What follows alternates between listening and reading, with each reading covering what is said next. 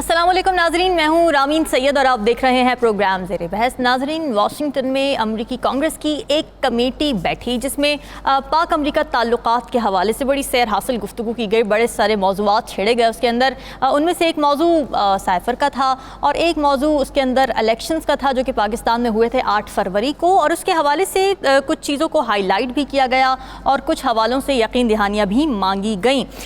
जो इम्पॉर्टेंट बात हुई इसके अंदर वो ये कि इस कमेटी में पेश हुए डोनाल्ड लू, और डोनाल्ड लू ये वही डोनाल्ड लू हैं जिन पर बानी पीटीआई ने इल्ज़ाम लगाया था कि उन्होंने अमरीकी साजिश के ज़रिए उनकी हुकूमत को गिराया है।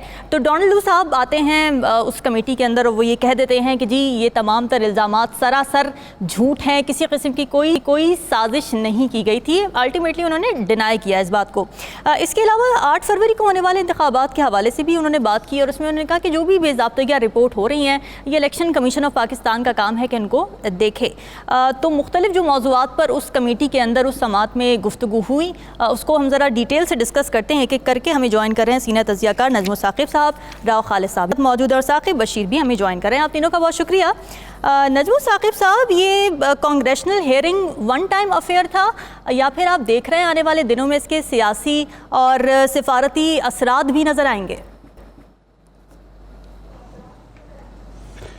देखिए, जिन जिन दोस्तों ने, अहबाब ने वो पूरी कांग्रेशनल हेयरिंग देखी है जिनमें मैं, राव साहब और आप सब शामिल हैं, उनको ये पता है कि सिर्फ साइफर की बात नहीं हुई जी। उसमें बहुत सारी बातें, कुछ का आपने जिक्र किया। सबसे पहले तो पाकिस्तान के तमाम रहने वालों को एक तसल्ली दिलानी है कि उन्होंने कोई ऐसी बात नहीं की जो हमें पहले से नहीं पता थी। अच्छा, ठीक।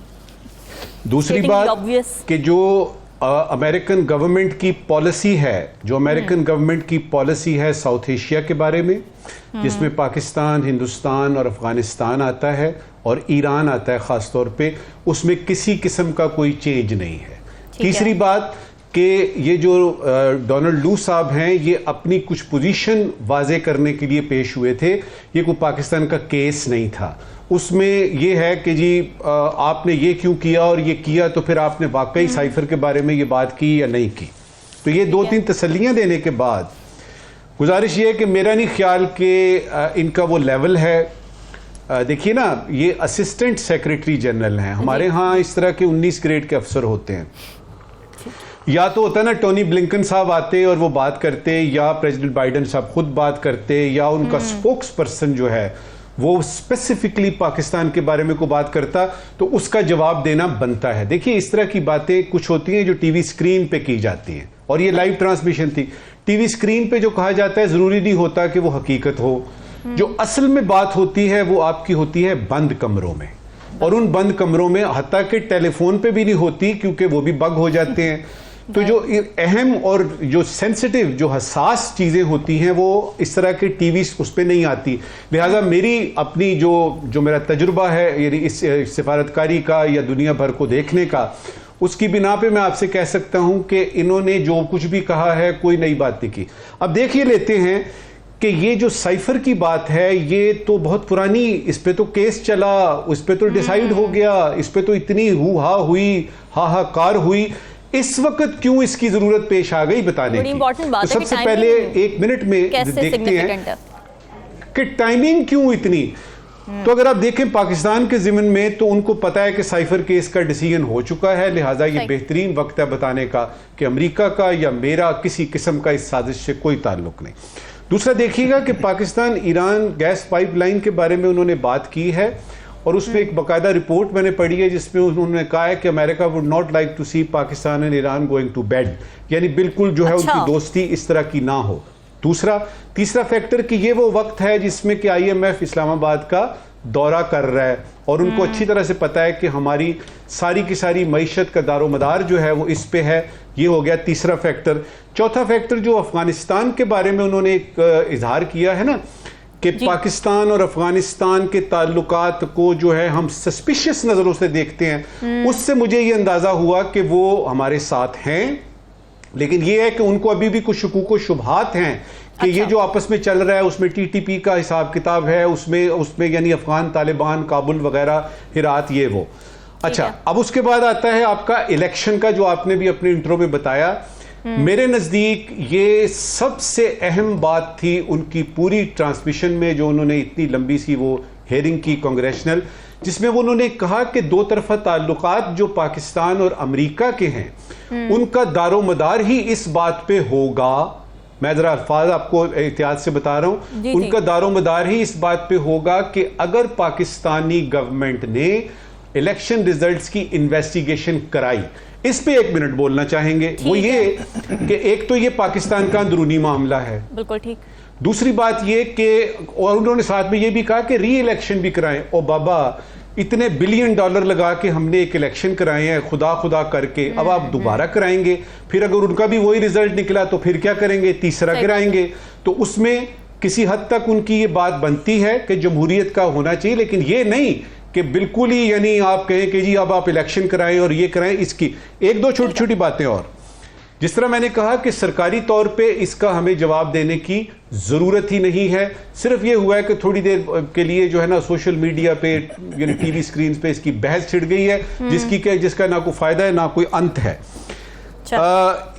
पाकिस्तान ने अपनी खारजी ताल्लुकात कैसे रखने हैं अमेरिका के साथ, ये वक्त आ गया है कि जो मौजूदा हुकूमत है शहबाज शरीफ साहब की जो नई बनी है, जिन्होंने अपनी दाखिला पॉलिसी डिक्लेयर कर दी, फाइनेंस के बारे में पता लग गया, या इंटीरियर ने अपना बता दिया कि किस तरह से करेंगे। अब हमने ये देखना है कि मुआशी सूरत हाल तो बहाल करनी है, तो थोड़ी सी खारजा पॉलिसी की तरफ भी तवज्जो दी जाए, जिसमें से कि टॉकिंग पॉइंट्स कुछ मिले हैं हमें डोनाल्ड लू से। अब गुजारिश अपनी हुकूमत से ये है कि इसका जवाब ना दे कि डोनाल्ड लू ने क्या किया, इसकी जरूरत ही नहीं है। आप जरा खारजा पॉलिसी के बेसिक कॉन्टूर्स आवाम को बताएं कि आप किस किस्म की खारजा पॉलिसी जो है वजह करना चाहते हैं और फॉलो करना चाहते हैं। साकिब, आपके ख्याल में आप कैसे देख रहे हैं इस हेयरिंग को, और आपको क्या लगता है कि क्या ये बस एक ऐसी रस्मी कार्रवाई थी या कुछ सॉलिड हम इम्पैक्ट आता देख रहे हैं? एक तो साइफर के हवाले से जो उन्होंने बात की, एक तो कंटेंट पे तो चले वो नहीं गए, लेकिन उन्होंने जिस तरह बात की उस तो थी कि वो उसको टोटली लॉयर मतलब झूठा कह रहे थे कि जो कुछ उनके बारे में कहा गया है। तो मैं 31 मार्च का जो हमारा इलामिया था, नेशनल सिक्योरिटी कमेटी की जो मीटिंग थी, उसमें एग्जैक्टली ये अल्फाज इस्तेमाल किए गए थे कि ख़त में इस्तेमाल होने वाले अल्फाज सफारती आदाब के ख़िलाफ़ हैं, और जिनके हवाले से जो असद मजीद साहब हमारे जो सफ़ीर थे अमेरिका में, उन्होंने ये नहीं कहा था कि उन्होंने साजिश हुई है कि जो उस वक्त की हुकूमत के खिलाफ, लेकिन वो आदाब के खिलाफ थे और उन्होंने कहा था कि ये डिमार्च किया जाए। पाकिस्तान ने यहाँ पे भी, वाशिंगटन में भी भरपूर किस्म का ये मामला उठाया था। इसका मतलब ये है कि चीजें एग्जिस्ट तो करती थी कि वो टोटली डिनाइल दे रहे हैं कि ऐसा कुछ जो है ही नहीं है, मतलब एग्जिस्ट ही नहीं करता। एक बयानिया जो बना वो तो फिर भी साबित नहीं होता इन चीजों से। जी नहीं, साजिश का वो ठीक कह रहे हैं आप, साजिश वाली बात तो डेफिनेटली पाकिस्तानी जो गवर्नमेंट है या इस लेवल पे भी नेशनल सिक्योरिटी कमेटी की मीटिंग में भी ऐसा नहीं आया। और दूसरी जानिब जो केस है, उस केस में भी केस खत्म नहीं हुआ, अभी केस अभी हाई कोर्ट लेवल पर चल रहा है और उस केस पे भी किसी ना किसी तरह इसका इम्पैक्ट आ सकता है। ये जो साइफर के हवाले से अभी डोनाल्ड लू ने बात की है। दूसरी जो बात है, एक जब ये हियरिंग हुई है उसके अगले दिन ये अमरीकी अवाने जो नुमाइंदगान थे वहाँ पे वोटिंग भी हुई है। वो 0-50 जो है वो वोट हुआ है, 50 वोट जो है इस हक में पड़े हैं। 3 बातें उन्होंने कही हैं। एक तो उन्होंने कहा है कि इंसानी हकूक़ का एहतराम किया जाए और आइन और कानून की बात की, और 8 फरवरी के इंतखाबात पे उन्होंने कहा है कि तहकीकात जो है वो करवाई जाए। पाकिस्तान में 8 फरवरी को जो इंतखाबात हुए हैं, ये जो बात ये हो रही है कि ये मामला यहाँ पे ख़त्म हो जाएगा। मेरी इतला के मुताबिक जो वहाँ के पाकिस्तानी जो अमेरिकन हैं वहाँ पर ख़ास तौर पर जो PTI से मुंसलिक हैं, वो डॉक्टर्स की जो तंजीम है वो इसको ओन भी किसी ना किसी लेवल पर इसको ओन कर रही है कि ये हियरिंग कराने में लॉबिंग जो है वो उन्होंने की है। अब वो नेक्स्ट मरले में उसको सेनेट में भी वहाँ पे ले जाने की कोशिश में है और ये जा सकते हैं ताकि इस मामले को ज़्यादा से ज़्यादा जो है वो वहाँ पे हाईलाइट करने की कोशिश करें। लेकिन ऐसे लगता है कि जिस तरह दफ्तर खारजा ने गुज़श्ता रोज़ उस पर एक रद्द अमल दे दिया, इनिशली एक क्वेश्चन हुआ, उन्होंने उस पर बोल दिया और गवर्नमेंट साइड से अलग से कोई ऐसी स्टेटमेंट नहीं आई डोनाल्ड लू के हवाले से, सिर्फ इसको ऑन किया गया है। बल्कि जो गवर्नमेंट के जो वज़ीर इत्तलात हैं उन्होंने कहा कि जो साइफर के हवाले से एक बयानिया था जो इमरान खान साहब का, उसको आज जो है वो दफन हो गया है। उन्होंने उस एंगल को लिया है और PTI ने उस एंगल को लिया है कि जहां पे डोनाल्ड लू ने कहा कि जो आधे हल्के थे वहां पे मुबस्सिरीन को जाने की इजाजत ही नहीं दी गई कि वो वहां जाके विजिट करते, ऑब्जर्व करते इलेक्शंस को। तो दोनों पार्टीज ने, दोनों फ्री कैन ने अपने अपने हिस्से का जो वो डोनाल्ड लू ने जो कुछ कहा है वो ले लिया है और दूसरे हिस्से को वो नहीं मार रहे। इसके अलावा जो अल्फाज पाकिस्तान की फॉरेन पॉलिसी के हवाले से खास तौर पर इस्तेमाल हुए, उस पर मुझे नहीं लगता कि मजीद कोई गवर्नमेंट जो है उस पर बोलेगी। डिस्कशन का सिलसिला जारी है, वक्त ब्रेक का, स्टे विद अस।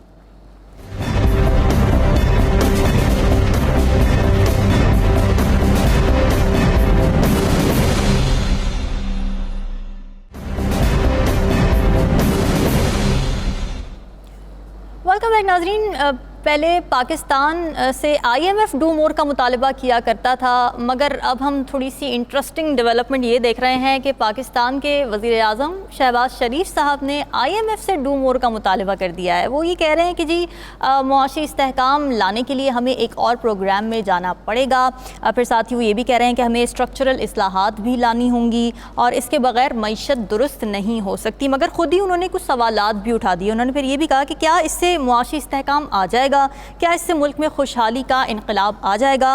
और फिर उन्होंने ये कहा कि ये असल में बड़े सवालात हैं। तो यही सवालात हम अपने तजियाकारों के सामने रख देते हैं। राव खालिद साहब, शहबाज शरीफ साहब ने जो अपनी स्टेटमेंट दी उसके अंदर उन्होंने कुछ और बातें भी की। उन्होंने ये कहा कि हम कशकोल तोड़ना चाहते हैं, हमें एक और IMF का प्रोग्राम मिल जाए। तो वैसे तो वो कशकोल तोड़ना चाह रहे हैं, मगर क्या ऐसा महसूस हो रहा है कि कशकोल तोड़ने से पहले वो उस कशकोल को एक मरतबा अच्छे तरीके से भर लेना चाहते हैं? आपको लगता है कि इस डू मोर का मुतालबा IMF मांगेगा और क्या वो 10 और मुतालिबात नहीं रख देगा पाकिस्तान के सामने?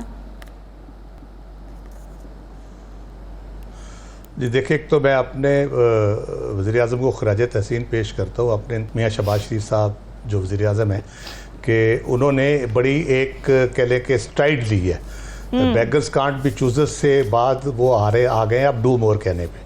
पहले वो बिल्कुल ही डिफरेंट था उनकी अप्रोच। अब उन्होंने कहा है कि उल्टा उन्होंने IMF को कह दिया कि डू मोर, पहले तो वो कुछ और कहते थे। तो वो बहुत अच्छी बात है। जी बिल्कुल। आई डोंट नो वो उसको तड़ी कहते हैं या क्या कहते हैं, ये वही साजिश और वही वाली बात हो जाएगी कि कौन उसको साजिश समझता है, कौन मुदाखलत समझता है। तो वो जो फैक्ट्स हैं मैं वो आपके सामने रख देता हूँ। मैं 20 तारीख को एक अफ्तारी थी, अमेरिकन एम्बेसडर वहाँ पे थे जिस शाम ये डोनाल्ड लू की हियरिंग हुई है, उससे पहले की बात है, ये आधा घंटा पहले की बात कह लें। वहाँ उनसे अच्छी गपशप रही, ऑफ द रिकॉर्ड थी अमेरिकन एम्बेसडर के साथ। फिर उनके जो इकोनॉमिक सेक्शन के हेड हैं वो भी थे, उनसे भी गपशप रही काफ़ी। तो वो ऑफ द रिकॉर्ड थी, कोई इतनी सेंसिटिव गुफ्तगू नहीं थी, लेकिन स्टिल क्योंकि एक हम पाबंद है, जब कहा गया ऑफ द रिकॉर्ड है। जो टेक अवे था हमारा, जो हम दोस्तों ने वहाँ पे जितने जर्नलिस्ट थे, गपशप जो हुई, टेक अवे ये था कि जो सर्टन चीज़ें हैं जो डोनाल्ड लू ने, जो मैं कह रहा था पहले हिस्से में जो बातें हुई हैं वो मैं अगले में करना चाह रहा हूँ। जो वहाँ पे बातें हुई, वहाँ पे चीन के हवाले से, ईरान के हवाले से, वो चीज़ें जो हैं वो बहुत सीरियस हैं। और उसमें जो मेरा इम्प्रेशन था वो ये है कि पाकिस्तान को कीप अफ्लोट तो रखा जाएगा कि सांस लेता रहे, लेकिन अगर हम उन चीज़ों के ऊपर अपनी पॉलिसीज़ पे नज़रसानी नहीं करेंगे, तब्दील नहीं करेंगे, तो हम मुश्किलात का शिकार हो सकते हैं। सही बात है। ऑल आउट हमें बिल्कुल कोई IMF सपोर्ट नहीं करेगा उस तरह से, ना अमेरिका करेगा ना इंटरनेशनल कम्युनिटी करेगी, अनटिल एंड अनलेस हम जो है चीन, ईरान, ये दो तो हैं ही हैं, हमारे जो अच्छे बेहतरीन दोस्तों में से हैं, उनसे हम कतई ताल्लुकी कर लें या अपना ताल्लुकात को ट्रिम करें, चेंज करें। भारत के साथ पहले हमारे मामलात इस तरह से जा रहे हैं कि वो ठीक होने का नाम नहीं ले रहे। उसके बाद अफ़गानिस्तान के साथ भी हमारी लेटली जो मामलात शुरू हो गए हैं। तो इस सूरत हाल में हम जो घिरे हुए हैं, बल्कि हमें घेरा जा चुका है जिस सूरत हाल में, उसमें हमारे पास ऑप्शंस क्या हैं सिवाय इसके कि ये नहीं कि बैगिंग बाउल आप तोड़ दें, कशकोल तोड़ दें, उससे क्या फ़र्क पड़ेगा। तो आप पैसे कहाँ, फिर अगर कोई दे रहा होगा तो कहाँ डालेंगे? झोली फैला के खड़े हो जाएंगे फिर कशकोल के बाद। उसके बाद फिर आप टोकरी रख के बैठ जाएंगे।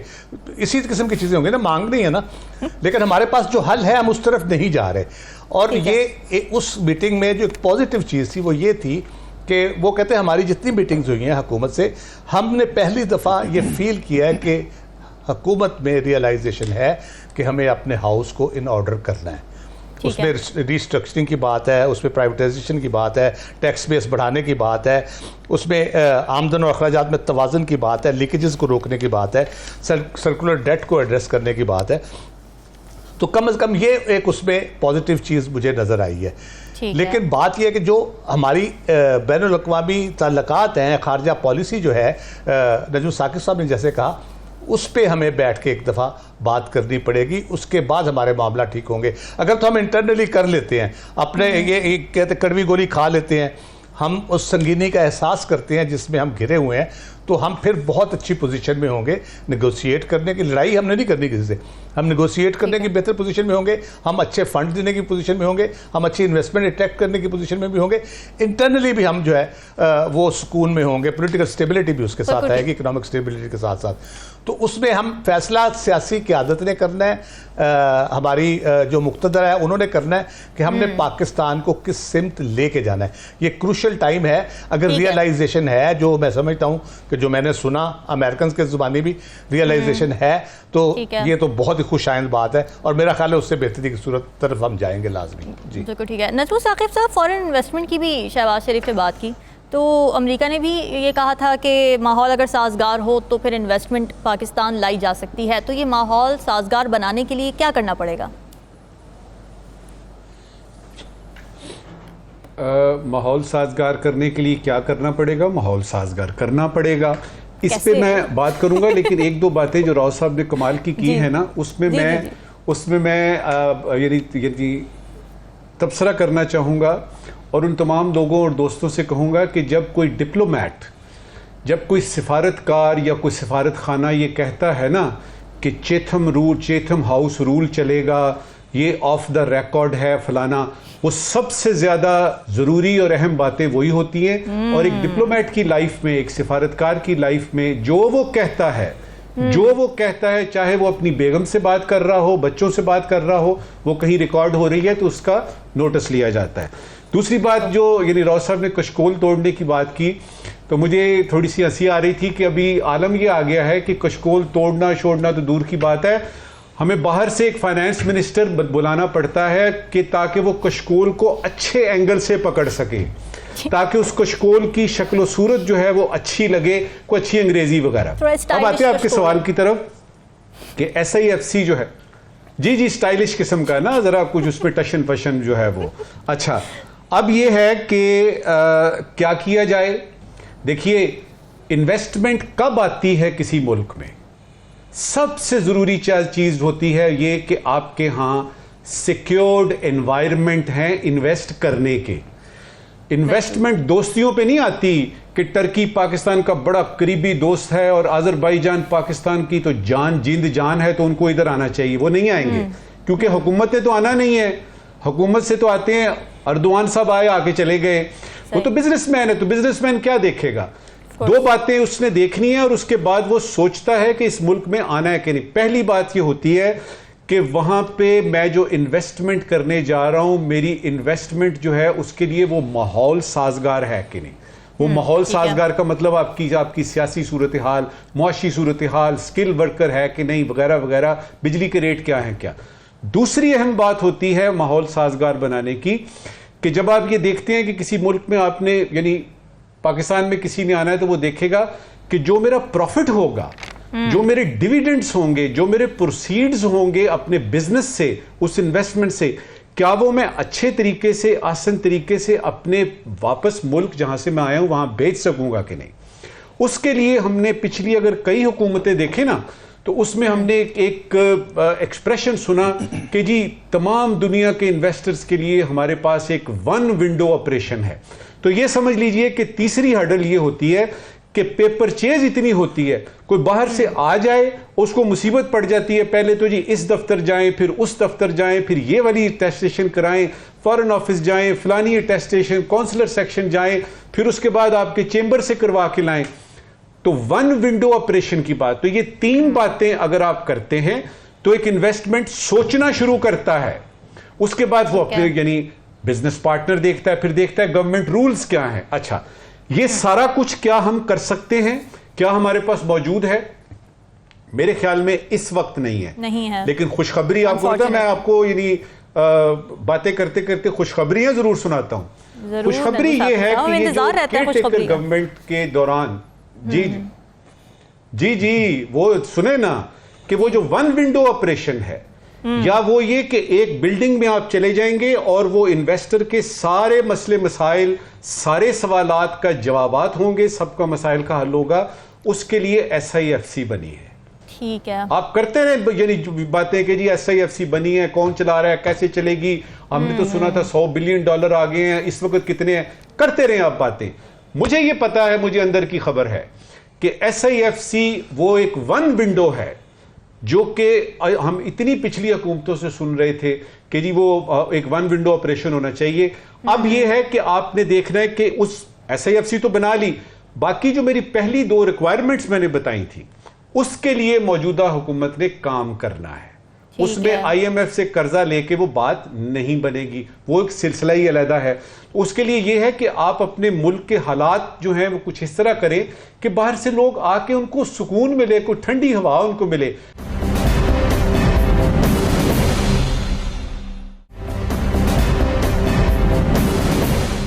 वेलकम बैक नाजरीन। पाकिस्तान में दहशतगर्दी की एक नई लहर सर उठाती नज़र आ रही है। दिया खान में सिक्योरिटी फोर्सेस के काफ़िले पर एक खुदकुश हमला हुआ था जिसमें 2 जवान शहीद हो गए थे। इसके अलावा नॉर्थ वज़ीरिस्तान में चेक पोस्ट पर एक हमला हुआ था जिसमें 2 अफसरान समेत 7 फ़ौजी एहलकार शहीद हो गए थे। इसके बाद हमने देखा कि 18 मार्च को पाकिस्तान की जानिब से एक स्ट्राइक की गई अफ़गानिस्तान के अंदर और दहशतगर्दों के ठिकानों को निशाना बनाया गया। इस पर ब्रीफिंग भी दी दफ्तर ख़ारिजा की जानिब से। बट तब से हम ये देख रहे हैं कि टेंशंस हैं इस वक्त पाकिस्तान और अफ़गानिस्तान के दरमियान।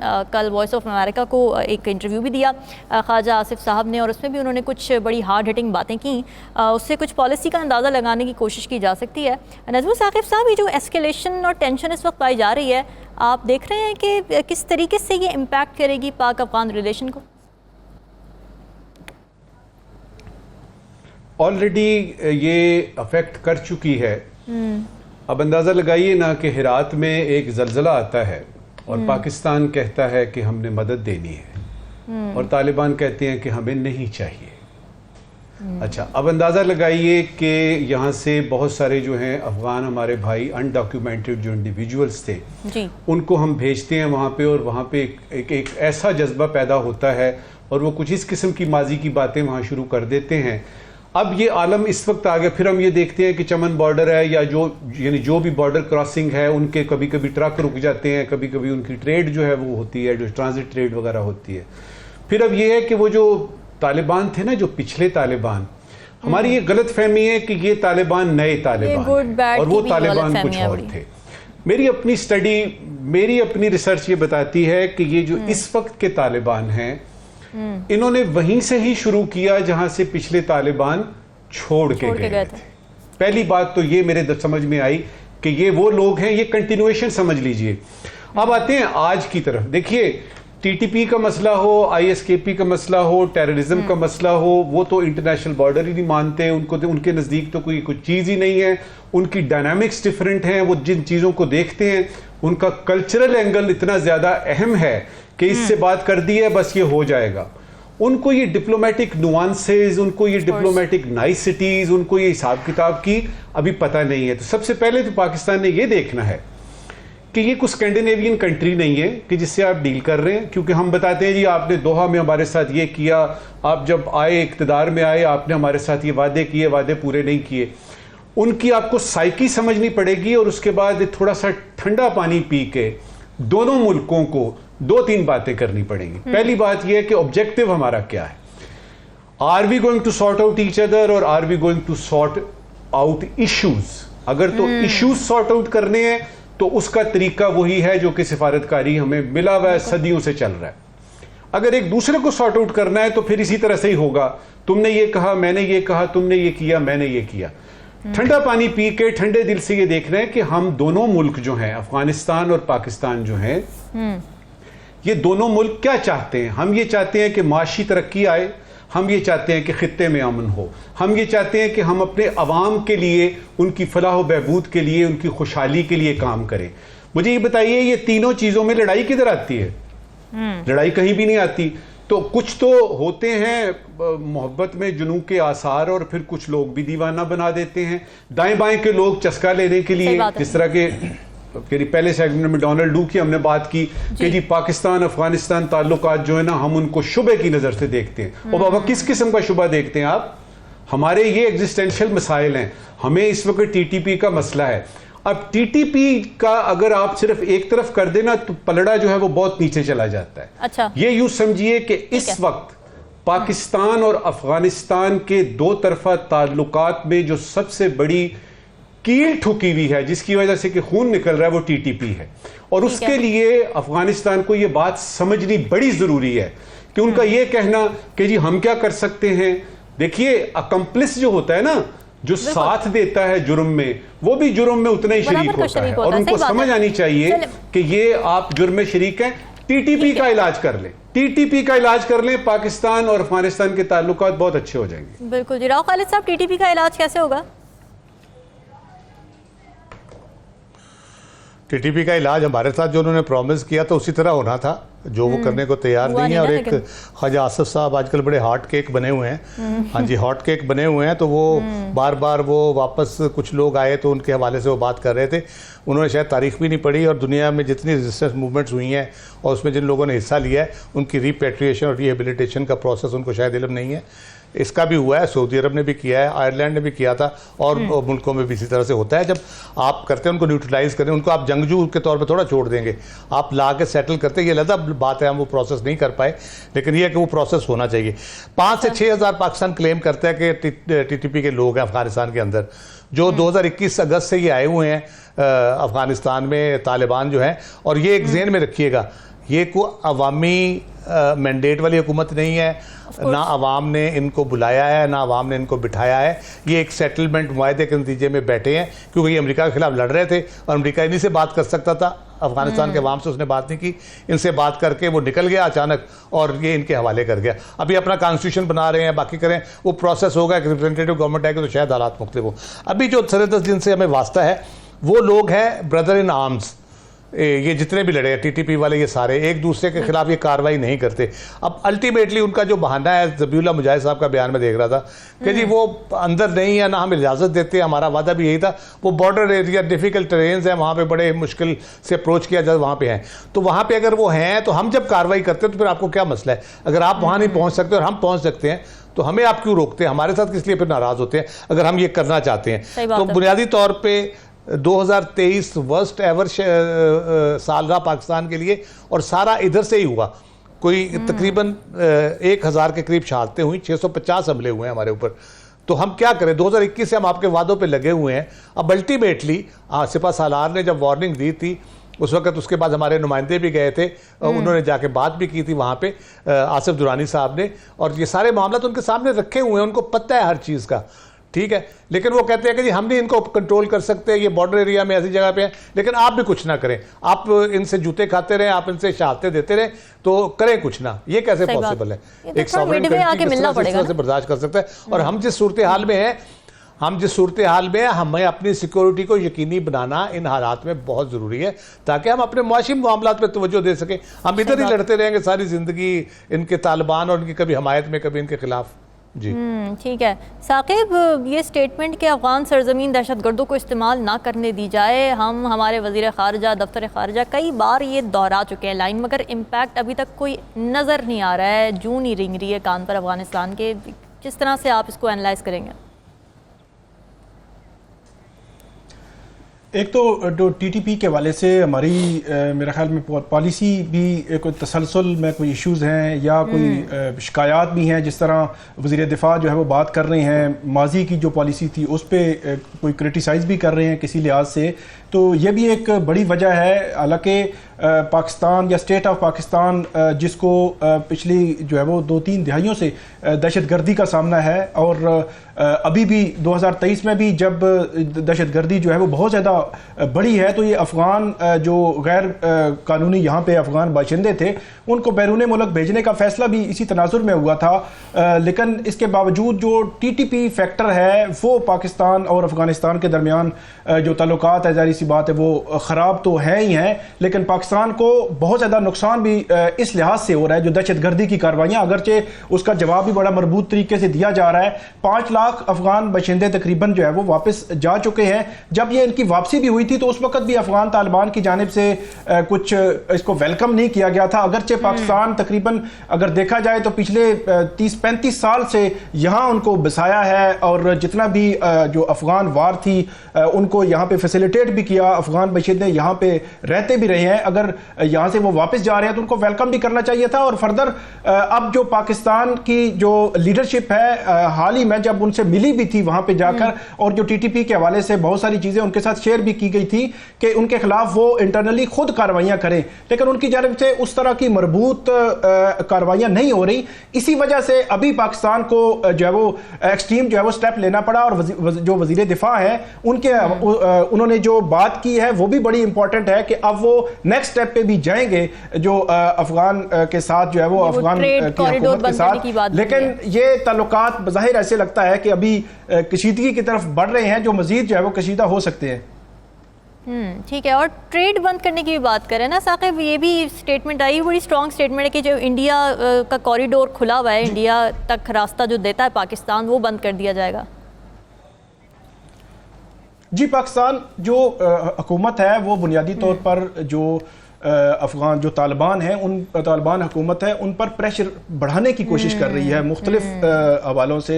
और जिस तरह पहले उनको जो है वो सारे सबूत दिए गए कि टीटीपी के ठिकाने कहाँ पे हैं, कहाँ से वो ऑपरेट कर रहे हैं, उन्होंने उनके खिलाफ उस तरह एक्शन नहीं लिया। फिर जब अभी रिसेंटली पाकिस्तान ने वहाँ पे खुद जो है वो कार्रवाई की, अब नेक्स्ट स्टेप यही है कि जो कॉरिडोर के हवाले से भी बयान जो दिया गया है वो प्रेशर बढ़ाना कि आप उनके खिलाफ कार्रवाइयाँ करें, ताकि पाकिस्तान की स्टेट के अंदर आके वो इस किस्म की जो है वो उस कार्रवाइयों को कम या ख़त्म किया जा सके, वो यहाँ पे मुदाखलत जो है वो ना कर सके इस किस्म की। हमें दीजिए इजाज़त, अल्लाह हाफ़िज़।